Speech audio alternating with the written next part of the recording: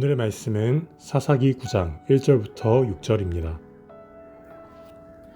여룻바알의 아들 아비멜렉이 세겜에 가서 그의 어머니의 형제에게 이르러 그들과 그의 외조부의 집에 온 가족에게 말하여 이르되, 청하노니 너희는 세겜의 모든 사람들의 귀에 말하라. 여룻바알의 아들 70명이 다 너희를 다스림과 한 사람이 너희를 다스림이 어느 것이 너희에게 나으냐? 또 나는 너희와 고르김을 기억하라 하니, 그의 어머니의 형제들이 그를 위하여 이 모든 말을 세겜의 모든 사람들의 귀에 말하매 그들의 마음이 아비멜렉에게로 기울어서 이르기를 그는 우리 형제라 하고, 바알브릿 신전에서 은 70개를 내어 그에게 주매 아비멜렉이 그것으로 방탕하고 경박한 사람들을 사서 자기를 따르게 하고, 오브라에 있는 그의 아버지의 집으로 가서 여룻바알의 아들 곧 자기 형제 70명을 한 바위 위에서 죽였으되, 다만 여룻바알의 막내 아들 요담은 스스로 숨었으므로 남으니라. 세겜의 모든 사람과 밀로 모든 족속이 모여서 세겜에 있는 상수리 나무 기둥 곁에서 아비멜렉을 왕으로 삼으니라. 아멘. 오늘은 사사기 9장 1절에서 6절까지 말씀을 묵상하도록 하겠습니다. 오늘 말씀은 기드온의 아들 아비멜렉의 이야기입니다. 기드온이 죽은 후에 이스라엘 백성들은 하나님의 구원의 은혜를 잊어버리고 돌이켜 바알을 섬겼고 바알 브릿을 섬겼다고 되어 있습니다. 바알 브릿은 뭐냐? 여기 말한 것처럼 바알과 브릿, 세겜의 땅의 토착신의 탭사신이 혼합된 그런 신을 말합니다. 다시 말하면 그들의 모습은 예전보다 더 악화된 모습이라는 것을 알게 됩니다. 7년 내 미디안의 압제, 참 비참했어요. 자기 집에서 살지 못하고 동굴이나 산에서 굴을 파고 살았죠. 산에서. 그런데 기드온을 통하여 13만 5천 명의 미디안의 대군을 무찌르고 승리하여 평화를 누리게 됩니다. 기드온이 사는 날 동안. 그러나 여느 때와 마찬가지로 기드온이 죽자마자 그들은 다시 옛 모습으로 돌아가 버리고 마는 것입니다. 그러니까 사사기 시대의 그 전형적인 악순환이 여기에서도 또한 보여지게 되는 것입니다. 어떻게 나타났느냐? 기드온의 집을 후대하지 않은 것으로 그 은혜를 망각하고 죄악된 삶을 사는 것으로 나타나는 거예요. 그러니까 여러분 보십시오. 성도가 은혜를 잃어버리면 어떤 모습이 되는지. 이런 이스라엘의 모습에 대하여 하나님이 진노하시고 징계하시는데, 이번에는 외부 세력이 아니라 내부 세력을 통해서 징계를 하십니다. 그가 바로 누구냐? 기드온의 첩의 아들 아비멜렉입니다. 오늘 본문 1절 말씀을 보면 아비멜렉을 여룻바알의 아들 아비멜렉이라 이렇게 소개하고 있어요. 여룻바알이 누굽니까? 여룻바알은 기드온이 아닙니까? 기드온이 아버지 집에 있던 바알의 단을 회파하고 얻은 이름이 바로 여룻바알. 여룻바알은 어떤 뜻이냐? 바알을 대항했다. 그 뜻이 바로 여룻바알이에요. 그런데 여룻바알이 그의 아들을 아비멜렉이라. 아비멜렉은 어떤 뜻이라고 했어요? 아버지는 왕이다. 그런 이름을 가지고 있는 거예요.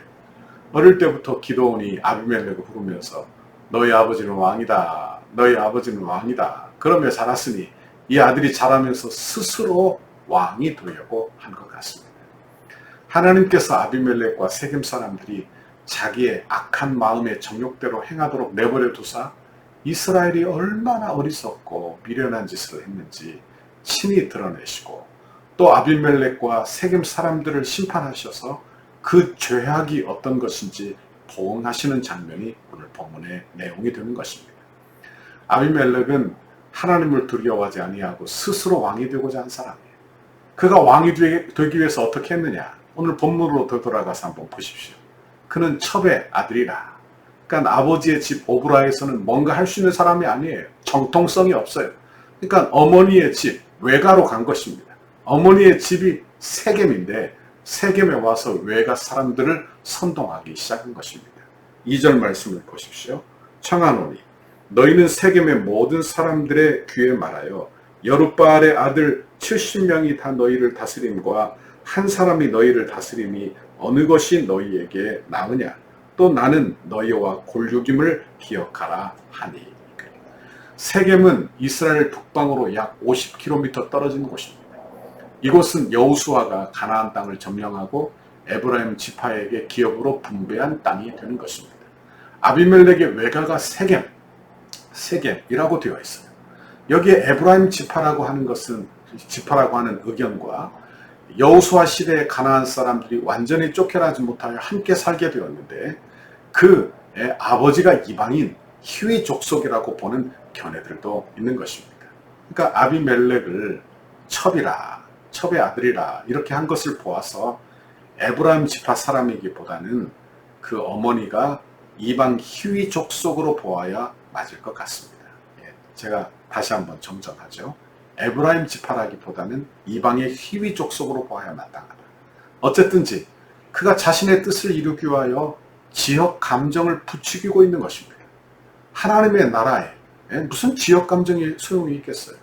내가 어느 지역 사람이니, 내가 어디 출신이니, 이게 무슨 소용이 있겠느냐? 우리도 꼭 기억해야 하는 것입니다. 이 한국 사회도 지역 감정을 조장하는 그런 정치 세력들이 너무 많지 않아요. 하나님의 나라, 교회에서는 이런 일이 없어야 하는 것입니다.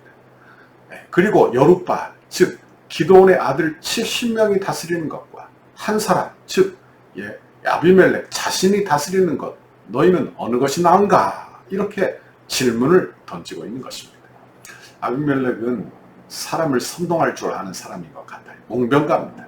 사실 기드온의 아들 70명이 다스리겠다 한 적도 없어요. 마치 그런데 그들이 다 왕이 되고자 한 것처럼 그렇게 선동하여 말을 하는 것을 보게 되는 것입니다.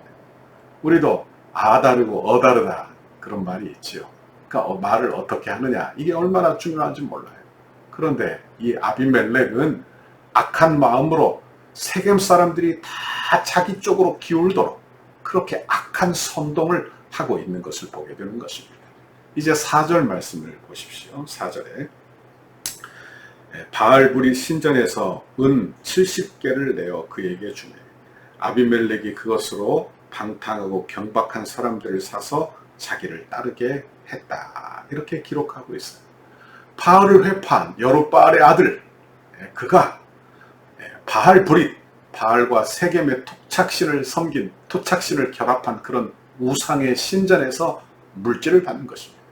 그리고 그것으로 사람을 사요. 그리고 자기를 따르게 하는데 그 사람을 뭐라고 말했느냐? 방탕하고 경박한 사람들.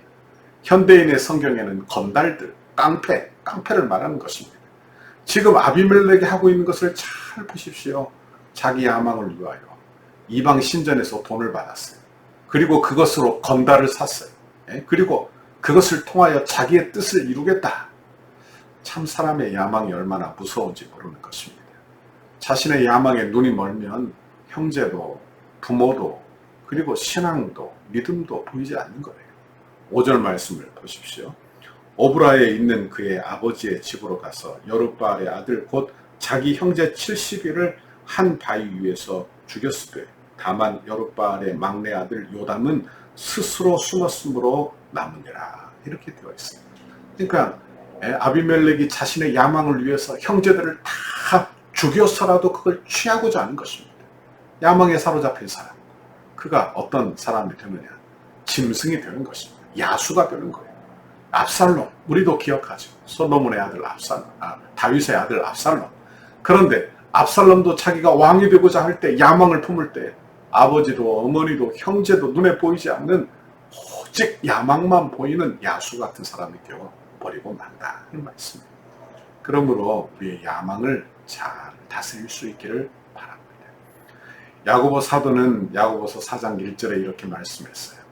너희 중에 1절과 2절, 너희 중에 싸움이 어디로부터 다툼이 어디로부터 나느냐? 너희 지체 중에서 싸우는 정욕으로부터 나는 것이 아니냐? 너희는 욕심을 내어도 얻지 못하며 살인하며 시기하여도 능히 취하지 못함으로 다투고 싸우는 도다. 그랬어요. 우리의 다툼이 우리의 정욕으로부터 우리의 욕심에서 나온다는 말입니다. 그리고 욕심을 내어도 그것을 얻지 못한다는 것. 살인하고 시기하고 이렇게 별짓을 다 해도 능히 취하지 못한다는 말입니다. 그러므로 싸운다는 거예요. 능히 취하지 못함으로 싸운다. 이게 바로 아비멜렉의 이야기가 되는 것입니다. 결국 자기 형제들을 다 죽여요.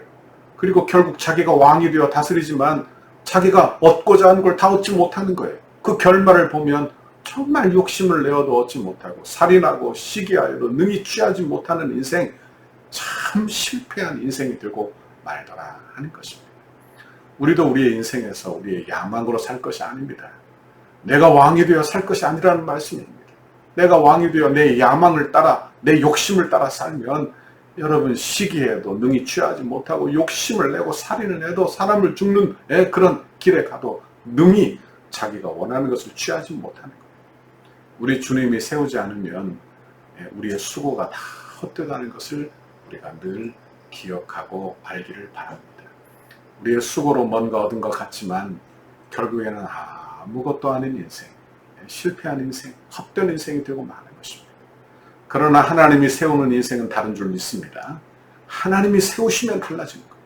하나님이 역사하시면 다른 인생을 사는 것입니다.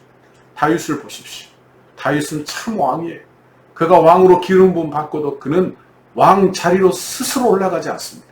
스스로 그 자리를 취하려고 하지 않아요. 사울 왕이 죽었어요. 그런데도 자기 뜻대로 올라가서 왕위를 차지하면 될 것인데 그는 그렇게 하지 않아요. 그래서 그는 결국 참 왕의 모습으로 예수님을 예표하는 그런 인물이 되는 것입니다. 그러나 아비멜렉은 어땠습니까? 스스로 왕이 돼요. 하나님 왕을 인정하지 않아요. 이스라엘 왕, 이스라엘의 직분 왕은 자기가 왕이 아니에요. 여러분, 하나님이 왕이시고 자기가 그 밑에 있는 그런 신분군에 불과한 일인데 그것을 알지 못하고 우상 신전에서 돈을 가져다가 건달을 사서 자기의 힘으로 왕이 되고자 했다. 참 어리석은 짓이 아닐 수 없는 것입니다. 그의 노력은 아무것도 아닌 것으로 돌아가고 마는 것입니다. 결국 그는 이스라엘을 징계하는 하나님의 채찍으로 사용됐어요. 채찍은 참 비참한 죄를 맞고 마는 것입니다. 그걸 잘 알아야 돼요. 우리는 하나님의 선한 도구 되어야 해요. 선한 도구는요, 하나님께 쓰임받고 존귀해집니다. 하나님께 쓰임받고 존귀해져요. 왕으로, 하나님 왕을 인정하고 그리고 하나님 앞에 쓰임받은 사람, 그는 존귀한 인생이 되는 줄 믿습니다. 오늘 하루도 내가 왕 되지 맙시다.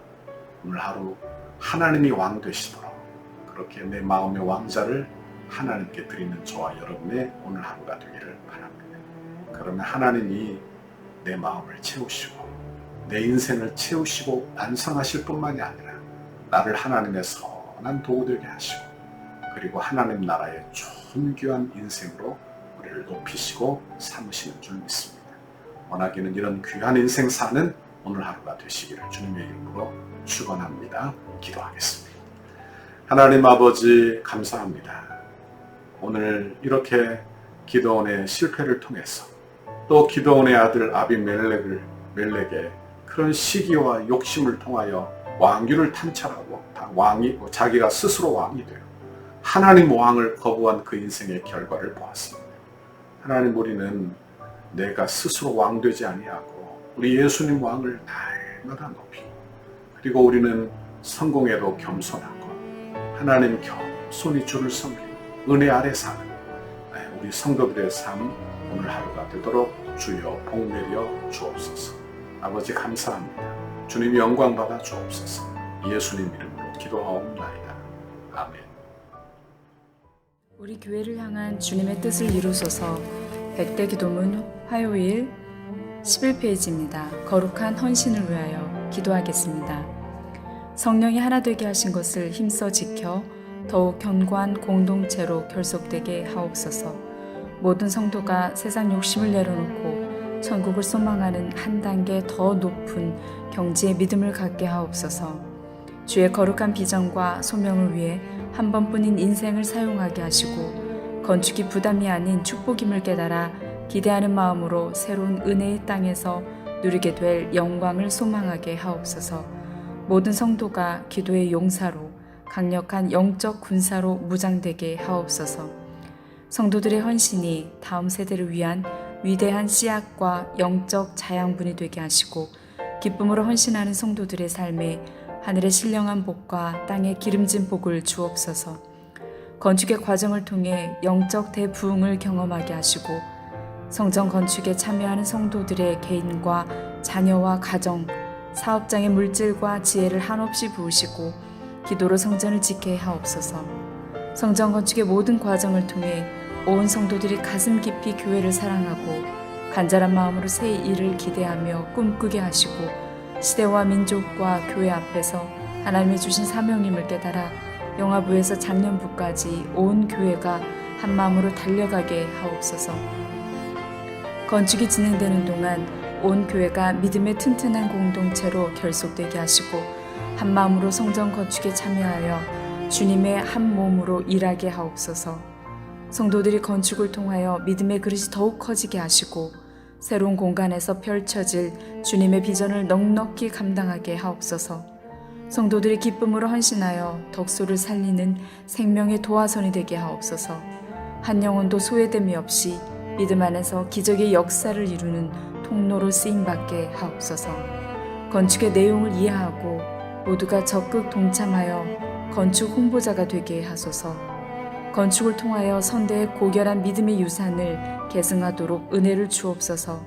덕수교의 모든 가정이 믿음의 주요 또 온전하게 하시는 예수를 바라보는 가정이 되게 하시고 부모를 공경하고 부모의 신앙을 자녀들이 배워서 믿음의 명문 가정을 이루게 하옵소서. 예수님의 이름으로 기도합니다. 아멘.